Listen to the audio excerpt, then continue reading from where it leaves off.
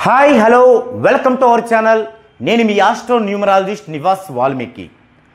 ఇప్పుడు ఈ వీడియోలో టాపిక్ ఏంటంటే, చాలామందికి కరెక్షన్ చేసుకున్న నేముని రికార్డులోకి ఎక్కించుకోవాలా, ఒకవేళ రికార్డులోకి ఎక్కించుకోవాలంటే ఏం చేయాలి, అంటే ఎలా ఎక్కించుకోవాలి, నేను ఇచ్చిన కరెక్షన్ని యాజ్ ఇట్ ఈజ్గా ఎక్కించుకోవాలా, ఇలాంటి డౌట్స్ ఉన్నాయి.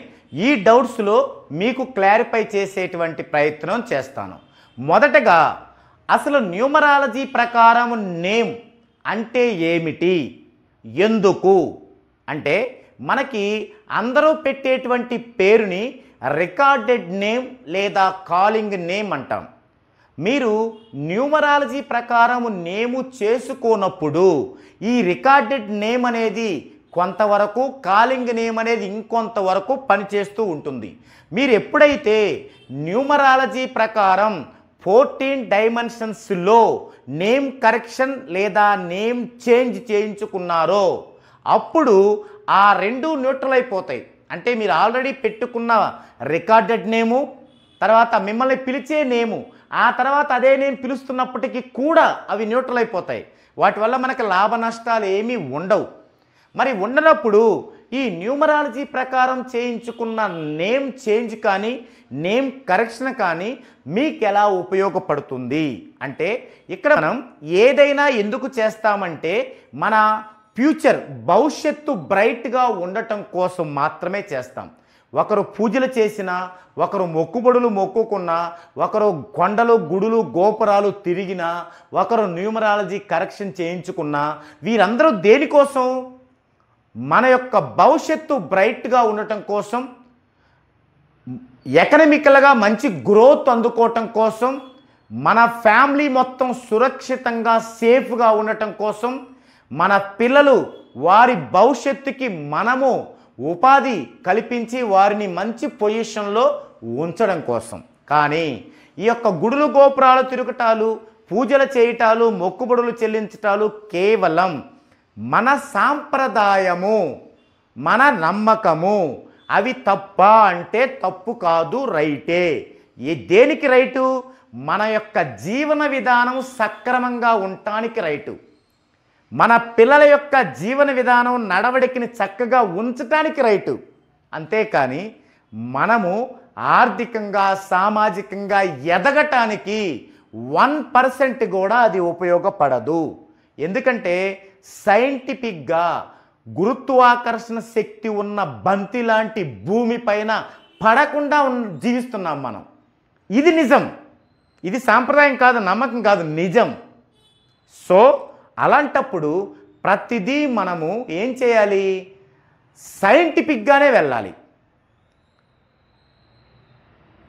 సైంటిఫిక్గా మనం వెళ్తున్నప్పుడే, ఆ యొక్క సైన్స్ మెటల్తోనే మనం ప్రయాణం చేస్తున్నప్పుడే మనం ఈ లోకంలో ఏమి సాధించాలి, ఎంత గ్రోత్కి వెళ్ళాలి, ఆర్థికంగా ఎలాంటి అభివృద్ధి పొందాలి, మెంటల్గా మానసికంగా అంటే పిల్లలు సంసారం వీటిల్లో ఎలా గ్రోత్ తెచ్చుకోవాలి, ఎలా బ్రైట్గా ఫ్యూచర్ ఉండాలి, ఇది తెలుస్తుందన్నమాట.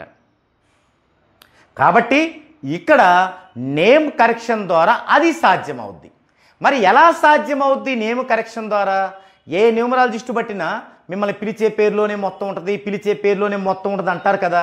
మరి అసలు పేరు పిలుస్తుంటే మీరు న్యూమరాలజీ కరెక్షన్ చేసి చేంజ్ చేసి గజనాలు గోడల మధ్య రాయండి అంటే ఎలా సాధ్యపడిద్ది? అంటే పిలిచేది ఎందుకు మనకు ఉపయోగపడిద్ది అంటారంటే, రికార్డెడ్ నేమ్ కంటే ఎక్కువ సార్లు ఉపయోగిస్తున్నాం కాబట్టి పిలవటం.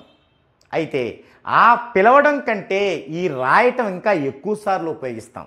అది జీవితాంతం పిలిచే కంటే ఈ రాయటం అనేది ఒక పర్టిక్యులర్ టైంలో, ఒక పర్టిక్యులర్ సిస్టమేటిక్లో, ఒక పర్టిక్యులర్ డ్యూరేషన్లో మనం ఒక ఏకాగ్రతతో రాయటం అనేది దేనికి చిహ్నం అంటే, గతంలో మహర్షులు మేధావులు తపస్సు చేసి విశ్వానికి కనెక్ట్ అయ్యి విశ్వం నుండి వెలుగు లాంటి పాజిటివ్ని తెచ్చుకున్న ఫార్ములా మన నాయనమ్మలు రామకోటి రాసి తద్వారా వారి యొక్క పిల్లలు, మనవళ్ళు, మనవరాళ్ళు అందరూ బాగుండేలాగా విశ్వము నుంచి పాజిటివ్ అందుకున్న ఫార్ములా దీనిలో పనిచేస్తుంది. మీ యొక్క జన్మ వైబ్రేషన్ ప్రకారం 14 డైమెన్షన్స్లో చేయబడిన మీ నేముని మీరు ఈ సిస్టమేటిక్ పద్ధతిలో రాయడం ద్వారా అది విశ్వానికి కనెక్ట్ అయి విశ్వం నుండి మీకు ఈ యొక్క పాజిటివ్ అనే వెలుగు వస్తుంది. ఆ వెలుగు మీ యొక్క భవిష్యత్తుని, మీ పిల్లల భవిష్యత్తుని, యావత్ మొత్తం మీ యొక్క బంధువుల భవిష్యత్తుని గ్రోత్లోకి తీసుకెళ్తుంది.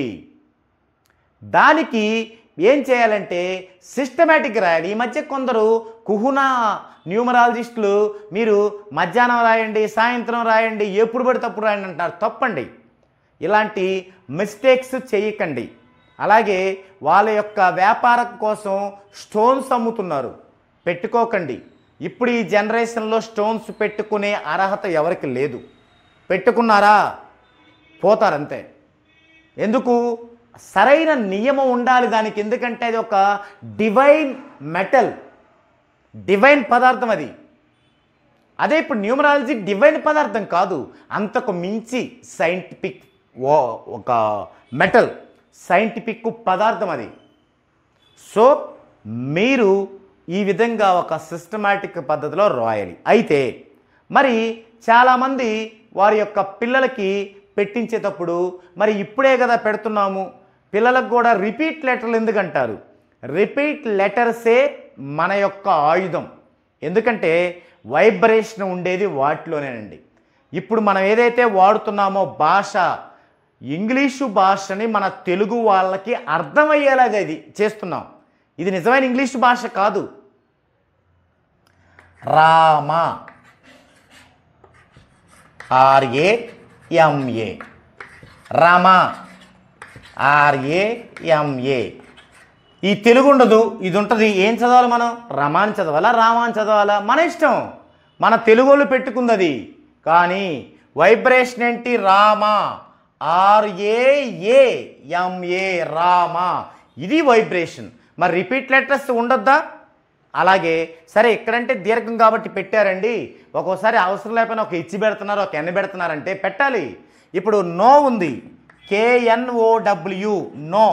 దీన్ని కునో అనం కదా, మరి అనాలిగా కునో అని మన తెలుగు ప్రకారం అయితే. మరి నో ఎందుకు అంటున్నావు? KNOW నో ఎందుకు అంటున్నావు? NO అనొచ్చు కదా, మరి నో ఎందుకు అంటున్నావు? That is vibration. కాబట్టి అక్కడ మీ యొక్క పుట్టిన జన్మ వైబ్రేషన్ బట్టి వారికి ఏది రిపీట్ లెటర్ ఉండాలి. ఇప్పుడు దా ఉంది, దా రాసేటప్పుడు DD రాస్తే రిపీట్ అవసరం అవుద్ది, ఒక్కోసారి అవసరం ఉండదు, ఒక్కోసారి అవసరం అవుద్ది. కాబట్టి రిపీట్ లెటర్స్ ఉంటాయి. మరి ఉంటే రికార్డుల్లో ఎలా ఎక్కించాలి అంటే పెద్దవాళ్ళకి ఎక్కించాము, చిన్నపిల్లలకి ఎక్కించాలి కదా.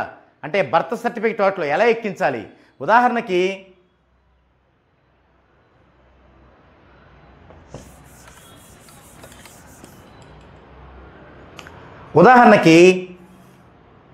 లాస్యా అనే ఒక నేమ్ ఉంది.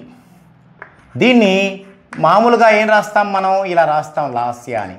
ఇది మనకు అర్థమయ్యేది తెలుగు వాళ్ళకి అందరికీ అంతే. ఇప్పుడు మనం ఏమిచ్చాం కరెక్షను? LASSYYA, లాస్యా. మరి దీని రికార్డులోకి ఎలా ఎక్కించాలి? అవసరం లేదు, మనం లాస్యా అని తెలుగులో చెప్తాం. అది వాళ్ళు నేర్చుకున్నది ఎలా ఉంటే అలా రాస్తారు. అది రికార్డులు అంతే ఉండాలి, ఎందుకంటే దానివల్ల ఉపయోగం లేదు కదా. ఇది ఏం చేస్తాం? వాడతాం.